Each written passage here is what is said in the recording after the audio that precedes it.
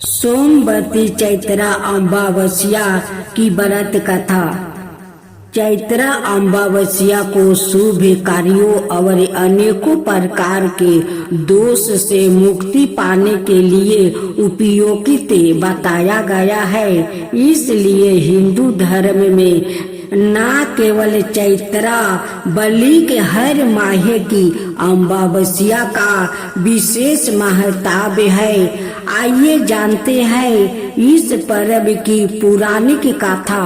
बहुत समय पहले की बात है। एक राजा एक रानी में राज किया करता था।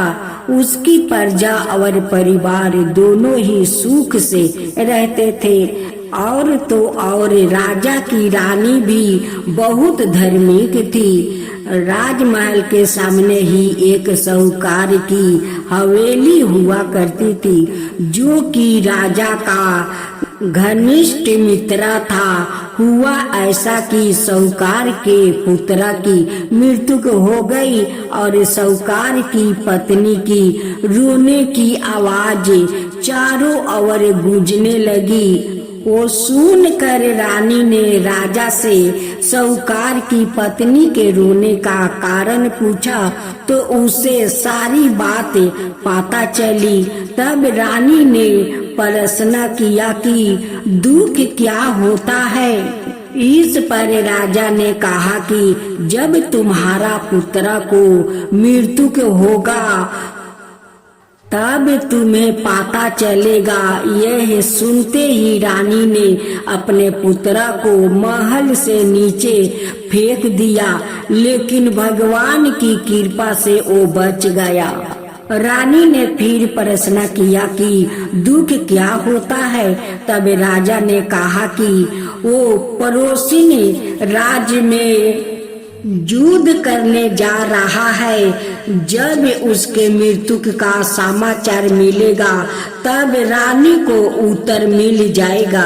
लेकिन रानी अमावस्या का व्रत करती थी, जिसके कारण राजा विजय होकर लौट आया। रानी को उसका उत्तर मिलता ही रह गया, तो उसने फिर पूछा, जिसके बाद राजा ने कहा कि अब हम गंगा माँ के दर्शन करने जाएंगे। जब मैं वहाँ जाकर गंगा नदी में कूद जाऊंगा तब तुम्हें दुख का पता चलेगा। राजा रानी में आपस में ही बात हो ही रही थी कि भगवान शिव कैलाश पर विराजमान सब कुछ देख रहे थे। उन्होंने माता पार्वती से कहा कि चलो आज मैं तुम्हें एक सुखी आत्मा के दर्शन करवाता हूँ। जिसके बाद भगवान शिव और माता पार्वती बकरा बकरी का रूप धारण कर मृत्यु लोग पधारे। वहाँ दोनों एक बावली के पास घास चरने लगे। तब रानी वहाँ विश्राम करने आई और शिव पार्वती के बीच हो रहे थे बात को सुन लिया। उसने भगवान शिव को माता पार्वती से यह कहते हुए सुन लिया कि रानी अमावस्या का व्रत करती है, इसलिए उसे जीवन में कोई दुख भोगना नहीं पड़ेगा। यह सुनकर रानी सब कुछ समझ गई। प्रत्येक मास के कृष्णा पक्ष के 15वां तिथि यानी अमावस्या का बहुत ज्यादा महत्व होता है। संतान के लिए परंपरा में अमावस्या तिथि को पितरों की पूजा, पवित्र नदी या सरोवर का स्नान और तंत्र मंत्र की साधना के लिए बहुत ज्यादा फलदायी माना गया है।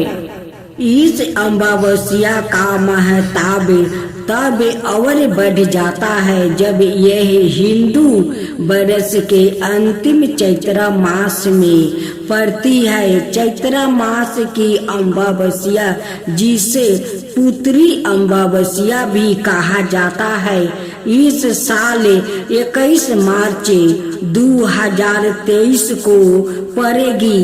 इसका चैत्र मास की अमावस्या की पूजा विधि, उपाय और इसके धार्मिक महात्म्य के बारे में विस्तार से जानते हैं। हिंदू मान्यता के अनुसार चैत्र मास की अमावस्या के दिन गंगा नदी में स्नान करके और उसके तट पर अन्न धन आदि का दान करने से व्याकृत के जीवन में जुड़े सभी प्रकार के दोष दूर हो जाते हैं। इसी प्रकार इस दिन पितरों को निमित्त होकर दर्पण और पिंड दान आदि करने पर व्याकृत के दोष दूर हो जाते हैं और पितरों का आशीर्वाद प्राप्त होता है। अमावस्या को शनि ग्रह से संबंधित पीड़ाओं से मुक्ति दिलाने वाला माना गया है। मानता है कि इस ग्रह से संबंधित दान और पूजा पाठ करने पर इसके शुभ फल प्राप्त होता है। हिंदू मान्यता के अनुसार यदि चैत्र मास की अमावस्या पर श्रद्धा और विश्वास के साथ किसी शिवालय पर जाकर शिवलिंग की विधि विधान से पूजा करने पर जीवन से जोड़ी बड़ी से बड़ी परेशानी पलक झपटते दूर हो जाता है। मनोकामनाओं शीघ्र ही पूरी हो जाती है। साथ ही इस दिन अपने पितरों का आशीर्वाद पाने के लिए इस दिन उनके नाम का सीधा या भोजन समग्र ही कुछ दक्षिणा के साथ निकाल कर किसी ब्राह्मण को दान करनी चाहिए। खूब सुंदर यमराज की कथा सुने। परलोक में यम नाम के एक राजा राज करते थे। उन्हें धर्मराज भी कहते थे। वो हमेशा काले कपड़े पहनते और काले भैंसे की सवारी किया करते थे। उनके बहुत से दूत थे जिनकी सहायता से वो शासन का सारा प्रबंध किया करते थे। प्रजा बहुत सुखी थी, ना किसी को कभी भूख सताती थी ना प्यास। इसलिए इस लोक में पृथ्वी पर रहने वाले मनुष्य अपनी आहु के दिन पूरे करके हंसी खुशी परलोक में रहने के लिए चले जाया करते थे। फिर भी बहुत से मनुष्य ऐसे थे जो परलोक जाने की इच्छा नहीं करते थे। यम ने एक बार अपने दूतों को आज्ञा दी कि पृथ्वी पर रहने वाले मनुष्य की आहु का हिसाब रखा जाए और जो मनुष्य अपनी आहु के दिन पूरे कर लेने के बाद भी परलोक में ना आना चाहे उसे पकड़ कर यह लाया जाए। यमदूत पृथ्वी पर आकर घूमने लगे और मनुष्यों को पकड़ पकड़ कर परलोक ले जाने लगे।